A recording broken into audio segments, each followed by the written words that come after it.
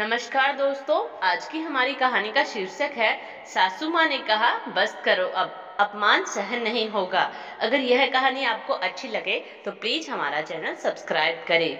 गीता, माँ जी कितनी बार कहा है आपसे, ये रानी विक्टोरिया की तरह साड़ी जमीन पर लहराते हुए मत चला करो। अब आपके पति नहीं है जो नई नई साड़ी रोज ला कर दे आपको, इतनी गंदी हो जाती है। कितना साबुन खर्च होता है इसे धुलने में, आपको अंदाजा भी है? कौन सा कमा के लाना पड़ रहा है, रोज दिमाग खराब हो जाता है आपका ये फुहड़पन देखकर। जाहिल गंवार हैं आप।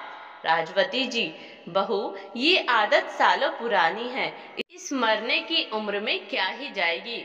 इनको बहुत अच्छा लगता था मेरा इस तरह साड़ी लहराकर चलना। कहते थे बिल्कुल महारानी लगती है। साफ तो मैं ही करती हूँ बहू, साबुन के पैसे इतने तो मैं दे ही देती हूँ हर महीने। गीता, हाँ हाँ, कह तो ऐसे रही हैं जैसे लाखों रुपए हर महीने देती है हमें। 3,500 रुपए में आपकी दवाई, च्यवनप्राश, कपड़े, आपके खाने पीने का खर्चा देखे कि साबुन और आपके शौक श्रृंगार। बोल तो ऐसे रही हैं जाने कितना एहसान कर रही हैं हम पर। अब मेरे पास बहस करने का टाइम नहीं है। जाइए, आज कलिया नहीं आएगी बर्तन साफ करने। जब तक मैं बाजार से आऊं बर्तन कर देना, झाड़ू लगा देना, सब्जी काट के रख देना। समझी कि फिर से बताऊं? पिछली बार की तरह सब काम अधूरा छोड़कर चारपाई मत पकड़ लीजिएगा।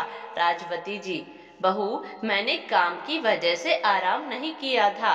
मेरी कमर में असहनीय दर्द था, बीपी बढ़ गया था। गीता, बहाने बनाना तो कोई आपसे सीखे। चलिए अपना काम कीजिए।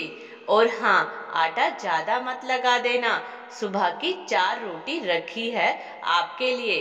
राजवती जी बिना कुछ कहे अपने पल्लू से आंसू पोंछते हुए किचन में बर्तन मांजने लगी। सोचने लगी, राजू के बापू ने रानी की तरह रखा उन्हें। मजाल है कभी किसी भी बच्चे ने उनके सामने मुझसे ऊंची आवाज में बात भी की हो। जब शाम को काम से वापस आते तो खोए वाली मिठाई जरूर लाते। इतनी इतराती थी मैं अपनी किस्मत पर। लाखों कंबल, रजाई हर साल गांव वालों को बांटते। वही राजवती जी को आज एक फटी हुई रजाई मिली हुई है ओढ़ने को, उसमें भी पैर बाहर आ जाता था, जिसे किसी तरह सिलकर गुजारा कर रही थी। तभी अचानक अपने नाती शुभम की आवाज से वो वर्तमान में वापस आई। शुभम, दादी देखो मैं क्या लाया हूँ आपके लिए, खोए की मिठाई, आपकी फेवरेट है ना? दादाजी हमेशा लाते थे आपके लिए। राजवती जी, अरे मेरे लल्ला, तुझे कहाँ से मिल गई ये खोए की मिठाई? शुभम, अरे दादी, वो ना नानू आए हैं, वही लेकर आए हैं। राजवती जी, तो तुम मुझे क्यों दे रहा है? तेरी मम्मा ने तुझे दी होगी ना खाने को। शुभम, दादी आपको तो पता है मैं मीठा नहीं खाता ज्यादा, ये तो इतनी सारी है, आप नहीं लोगी? ले लो ना थोड़ी सी। बालहट के सामने राजवती जी नतमस्तक हो गई। वैसे तो ये उनकी पसंदीदा मिठाई थी, बस थोड़ा सा मुंह में मिठास घुली ही थी कि बहुरानी गीता आ धमकी। गीता, तेरे नाना क्या इसलिए ही इतना पैसा खर्च करके तेरे लिए खाने को लाते हैं कि तू ऐरे गैरे को खिलाता फिरे? गीता ने तुरंत राजवती जी के हाथ से मिठाई छीन ली। गीता, आप क्या करेंगी खाकर? इससे अच्छा तो मेहमानों को खिला दूंगी। आपकी भी आदत बिगड़ रही है दिन पर दिन। कान खोलकर सुन लीजिए, आज के बाद अगर शुभम से कोई भी चीज चोरी से मंगवाई तो मुझसे बुरा कोई नहीं होगा। शुभम, मम्मा, ये तो पापा की मम्मा है, आप मेरी दादी से ऐसे कैसे बातें कर सकते हो? इन्होंने चोरी नहीं की, मैंने दी है इन्हें मिठाई, दादी ने नहीं मंगाई। गीता, ज्यादा आया दादी दादी करने वाला, ज्यादा जबान चलने लगी है तेरी बुड्ढों के साथ रहकर। जा अपना होमवर्क कर। राजवती जी पल्लू से आंसू पोंछती हुई अपनी टूटी हुई चारपाई पर आकर बैठ गई। पति की तस्वीर से घंटों बातें करती रही।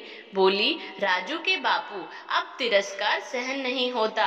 पूरा जीवन बच्चों की परवरिश में गुजार दिया हमने, उसका ये सिला मिला है हमें। पर अब नहीं, अब तिरस्कार सहन नहीं।